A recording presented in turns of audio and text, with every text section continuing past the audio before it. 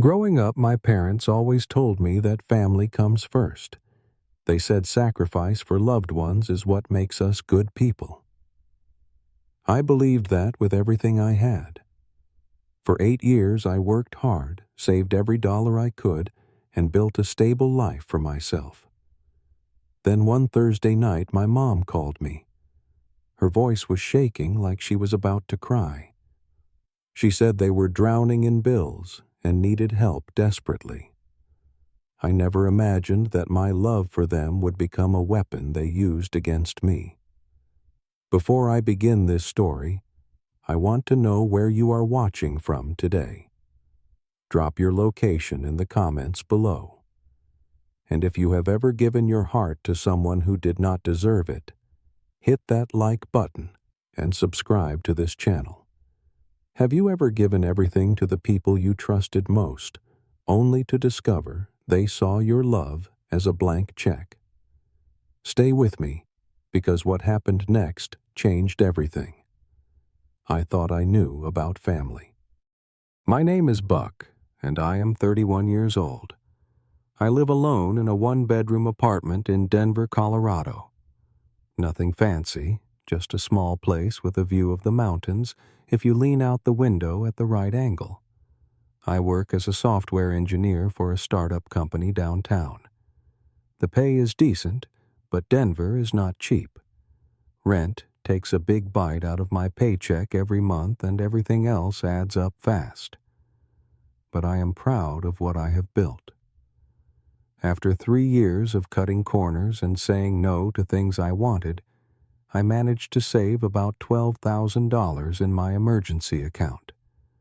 That money represented every homemade dinner instead of eating out, every used car instead of a new one, every vacation I skipped because I wanted something bigger. My goal was to buy a house within the next 2 years, a place of my own, something solid and permanent. Every dollar in that account was a step closer to that dream. I learned to live simply. I cooked most of my meals at home, usually the same rotation of chicken, rice, and vegetables. I drove a 10-year-old Honda that got me where I needed to go. When my friends went to Vegas or Miami for long weekends, I stayed home and put that money in savings instead. It was not always easy, but I told myself it would be worth it someday. My parents live in Phoenix, Arizona, about a 10-hour drive from me. My dad, Greg, is 58 years old. He used to work as a sales manager for a furniture company, but he retired early a few years ago. He said the stress was killing him, and he deserved to enjoy life while he still could. My mom, Diane, is 56. She works part-time at a flower shop, mostly because she says she likes being around pretty things. Together, they live in the same house where I grew up, a modest 3-bedroom place in a quiet neighborhood. I am their only child, which always made me feel a special kind of responsibility. There was no one else to share the weight of taking care of them when they got older. No siblings to split the bills or trade off visits. Just me. And my parents never let me forget it. They talked constantly about sacrifice, about how much they gave up to raise me, about how family sticks together no matter what. When I was young, we were not rich, but we had enough. There was always food on the table and presents under the tree at Christmas. My parents worked hard, and they made sure I knew it. They would say things like, "Everything we do is for you, Buck. You are all we have."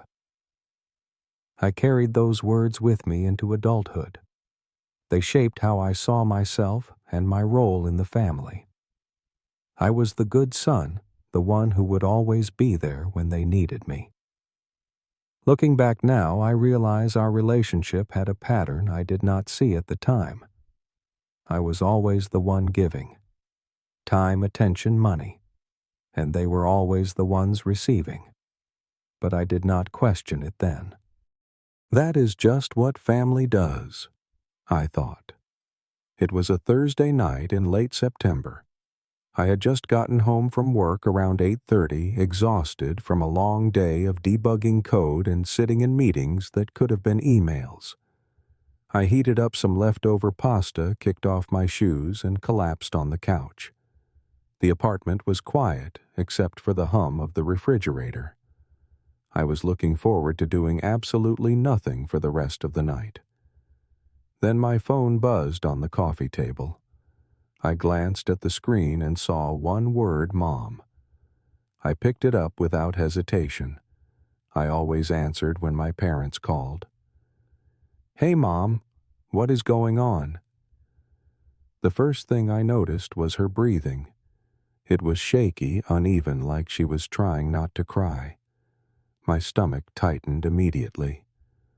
"Buck, honey, I did not want to call you with this, but I do not know what else to do." I sat up straighter. "What is wrong? Is Dad okay?" "Your father is fine. He is right here. But Buck, we are in trouble. Big trouble." She started explaining, her words tumbling out fast and frantic. The electric bill was overdue. The water bill, too. Their health insurance premium had gone up and they could not cover it this month.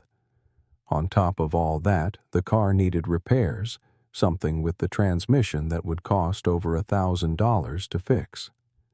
Everything had hit at once, she said, like a perfect storm of bad luck.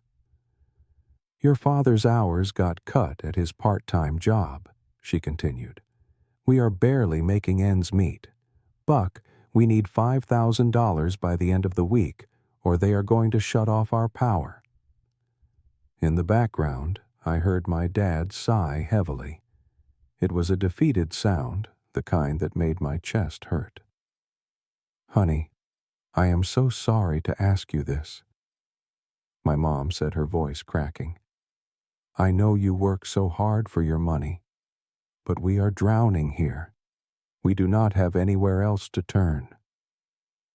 I did not ask many questions. I did not ask to see the bills or verify the amounts. I did not ask why they had not mentioned any of this sooner. My parents were in trouble, and that was all that mattered. "I will send it tomorrow morning," I said.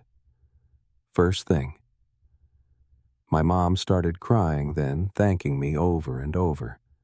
She said I was a blessing, the best son anyone could ask for. My dad got on the phone briefly to say he appreciated it, his voice gruff with what I assumed was embarrassment. When I hung up, I felt a mix of worry and something else. Pride, maybe. I was able to help my family when they needed me most. That is what a good son does. I woke up early the next morning, even before my alarm. The first thing I did was reach for my phone and open my banking app. The screen glowed in the dim light of my bedroom as I stared at my balance, $12,300.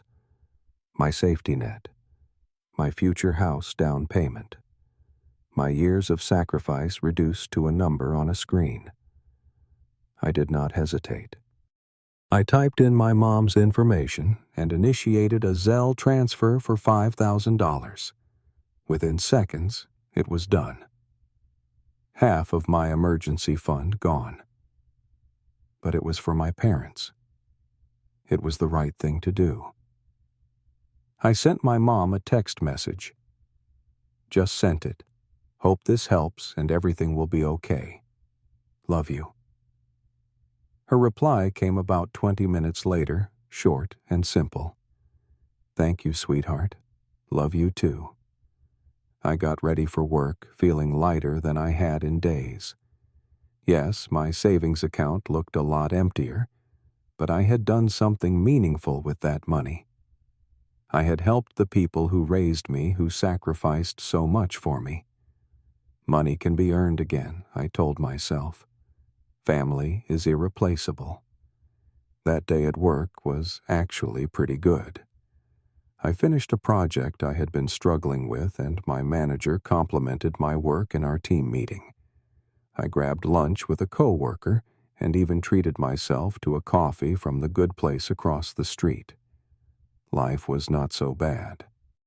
My parents would get through their rough patch, and I would rebuild my savings over time. Everything was going to be fine. That belief lasted exactly 2 days. It was Sunday afternoon. I was lounging on my couch in sweatpants, half watching a football game and half scrolling through my phone. Social media is a mindless habit of mine, something I do without really thinking about it. I opened Facebook and started thumbing through the posts, not really paying attention to anything. Then I stopped scrolling. My thumb froze over the screen as my brain tried to process what my eyes were seeing. It was a photo posted by my mother. In it, she was sitting on a lounge chair holding a bright blue cocktail with a little umbrella sticking out of it.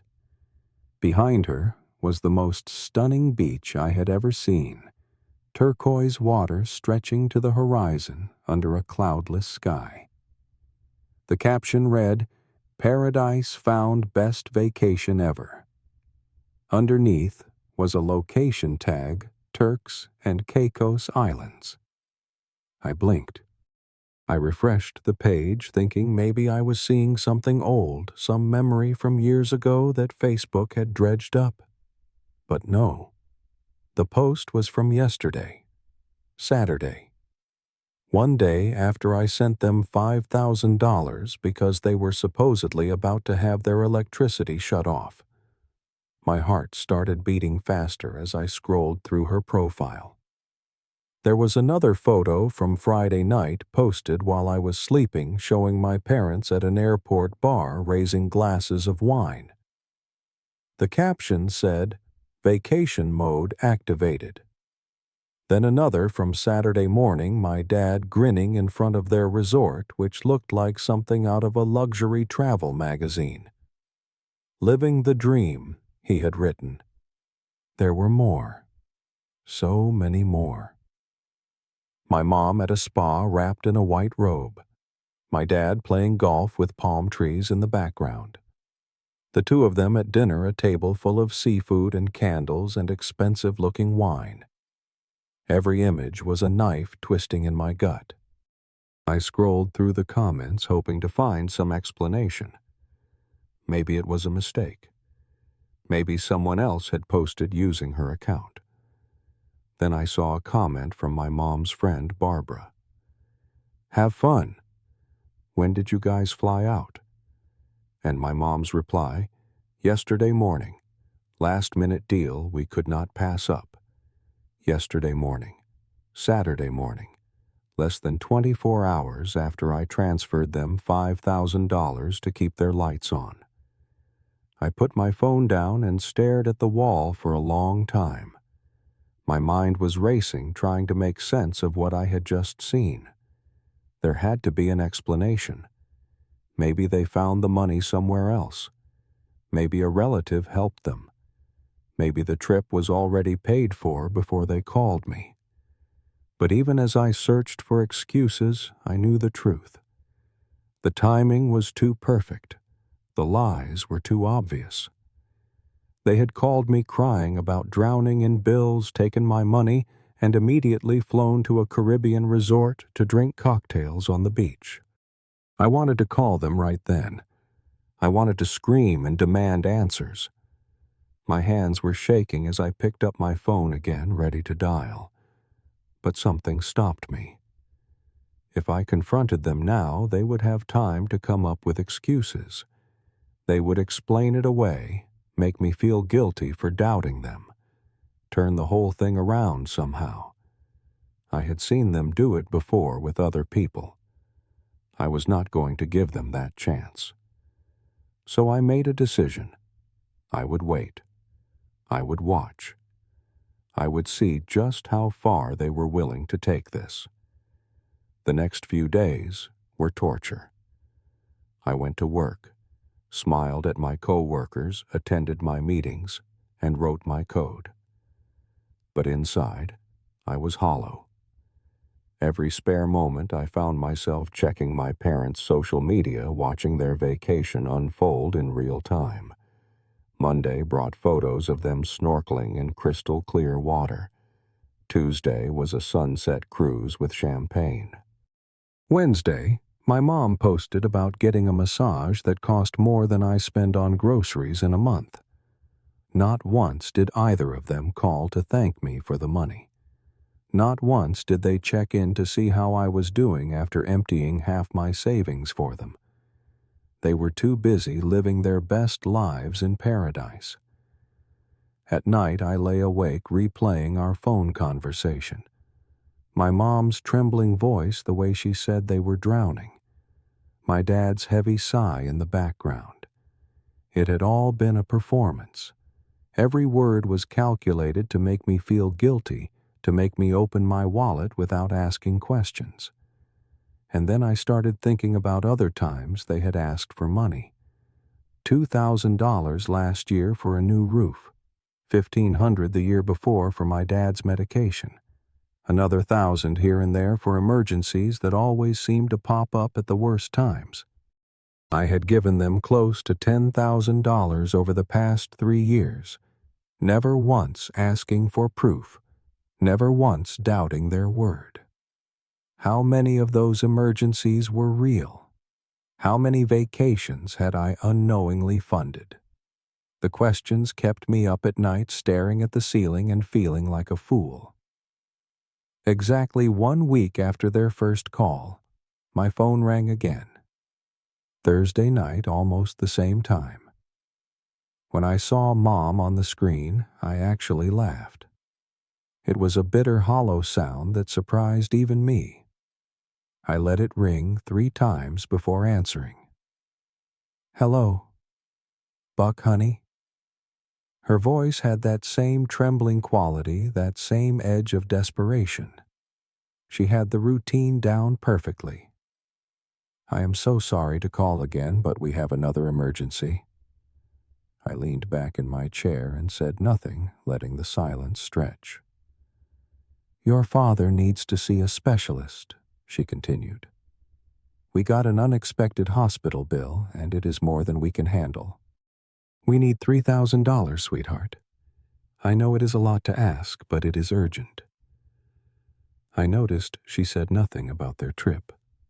No mention of the beaches or the cocktails or the luxury resort. It was as if the past week had never happened.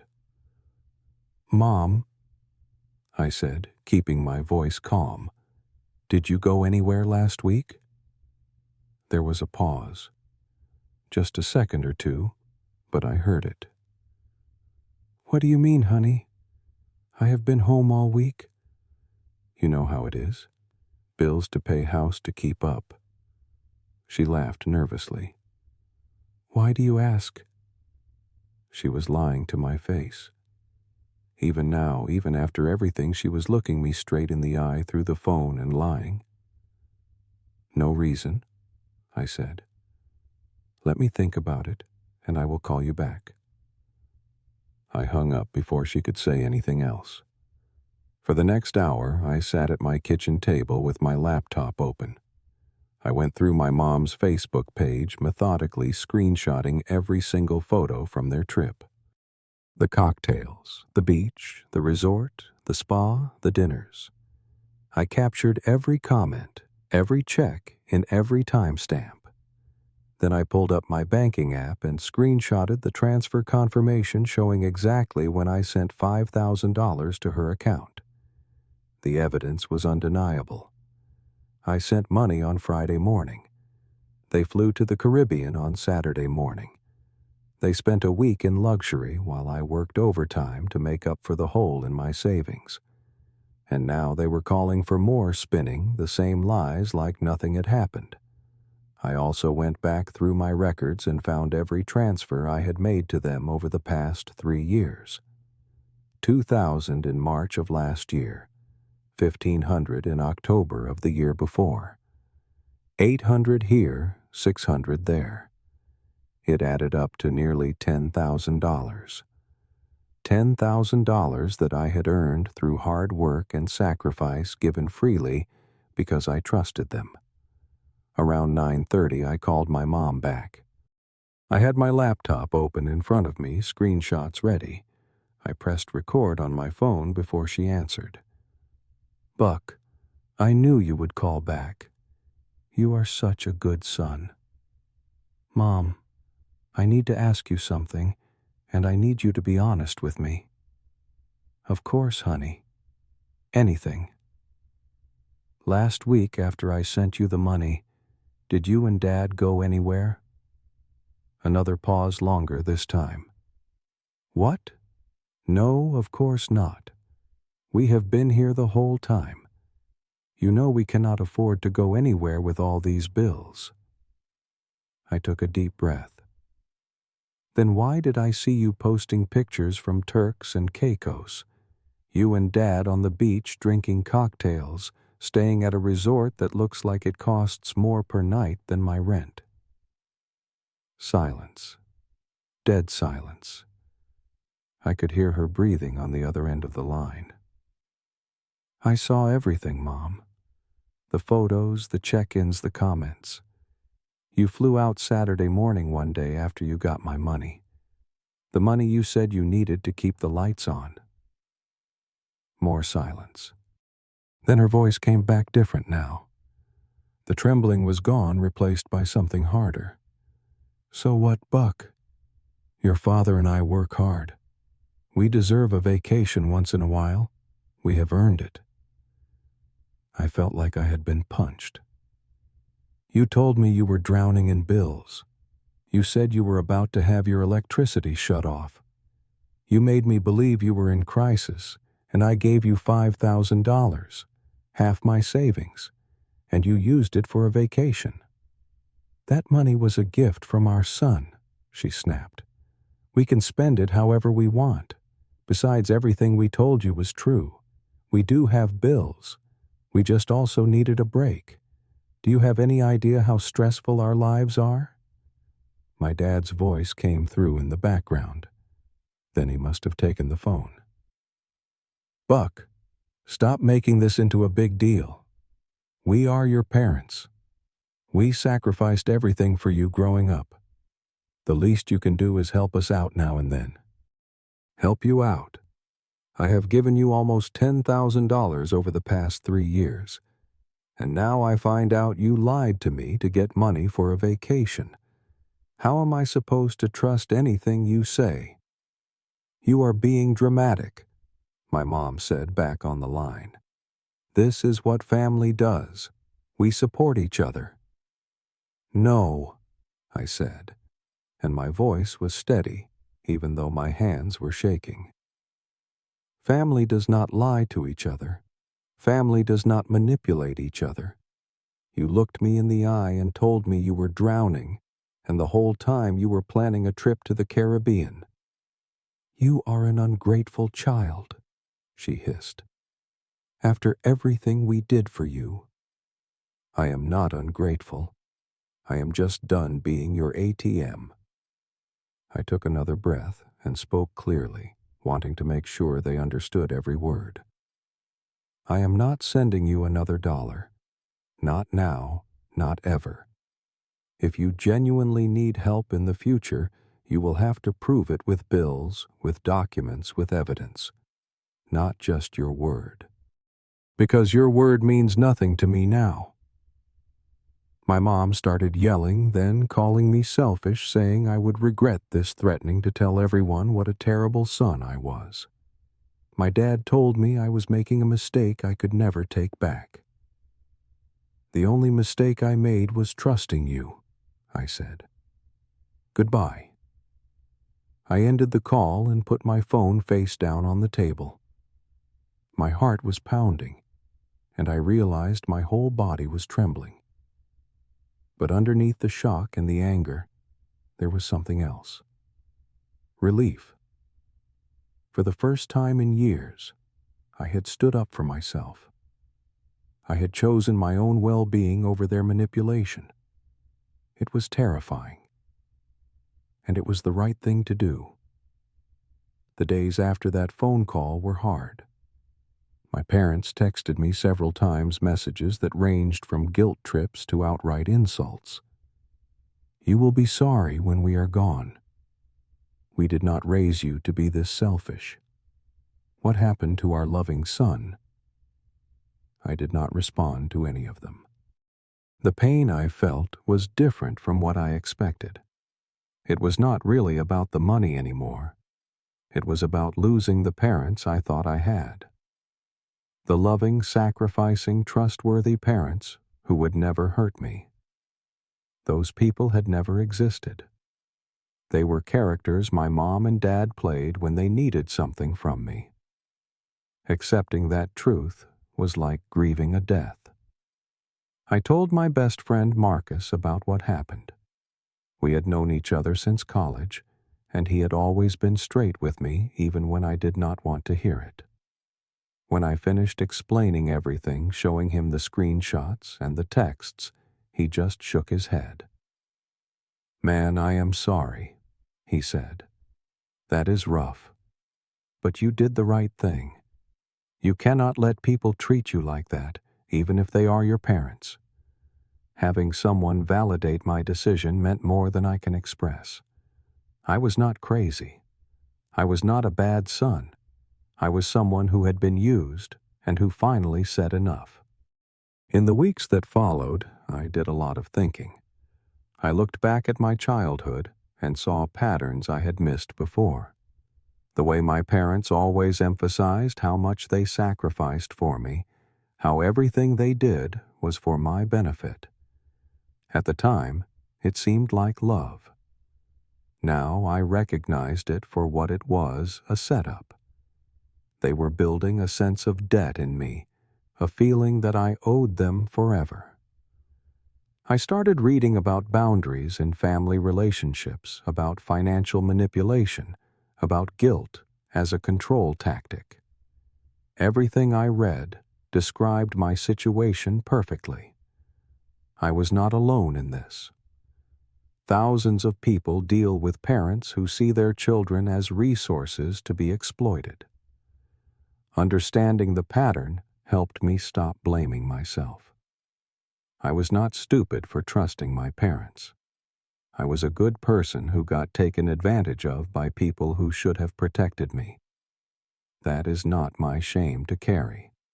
It is theirs. 3 months after I cut off the money, I had rebuilt my savings to where they were before. I picked up some freelance projects on the side, worked extra hours, and went back to my frugal lifestyle with renewed purpose. The money came back faster than I expected. What took longer was the emotional recovery. I focused on the things that actually mattered. My job, where I earned a small promotion. My friendships, which I had neglected while I was busy being my parents' personal bank. My health, both physical and mental. I started running in the mornings and found a therapist who helped me work through years of family dysfunction I had never addressed. Slowly, my life got better. Not perfect, but better. Calmer. More honest. I stopped feeling that constant low-level dread every time my phone buzzed. I stopped waiting for the next crisis call. My parents still reach out sometimes. Their messages have gotten less aggressive over time, probably because they realized that guilt was not going to work anymore. My mom sent me a birthday card with a short note saying she hoped we could talk soon. My dad texted me on Thanksgiving saying he missed me. I respond to them briefly, politely, but I keep my distance. No money, no promises, no opening myself up to be hurt again. I do not know if they will ever truly change. Maybe one day they will understand what they did and genuinely apologize. If that happens, I am open to rebuilding something. But trust has to be earned, and they are starting from zero. That is not cruelty on my part. It is self-preservation. Here is what I learned from all of this. Loving your family does not mean letting them use you. Setting boundaries is not selfish. It is necessary. It is how you protect your peace, your future, and your sense of self-worth. Some of the people who hurt us most are the ones we least expect. The ones who are supposed to love us unconditionally. When that happens, it is not your fault. And walking away even partially is not a failure. It is an act of strength. Money can be earned again. Time can be managed. But self-respect, once you lose it, is hard to get back. Protect it fiercely. You deserve that. So if you are watching this and you are in a similar situation, if someone in your life is using guilt and manipulation to drain your bank account and your energy, know that you are allowed to say no. You are allowed to protect yourself. Family should lift you up, not drag you down. And if they refuse to treat you with respect, it might be time to redefine what family means to you. Now, I want to hear from you. Have you ever been in a situation where someone you trusted took advantage of your generosity? How did you handle it? Drop your story in the comments below. I read every single one, and I know your experiences can help others who are going through the same thing. If this story resonated with you, please hit that like button. It helps more people find these videos and know they are not alone. Subscribe to this channel if you want to hear more stories like this one, and share this video with someone who might need to hear it today. Thank you for spending this time with me. I appreciate every single one of you. Take care of yourselves, protect your hearts, and remember that your kindness is a gift. Give it to those who deserve it. Until next time.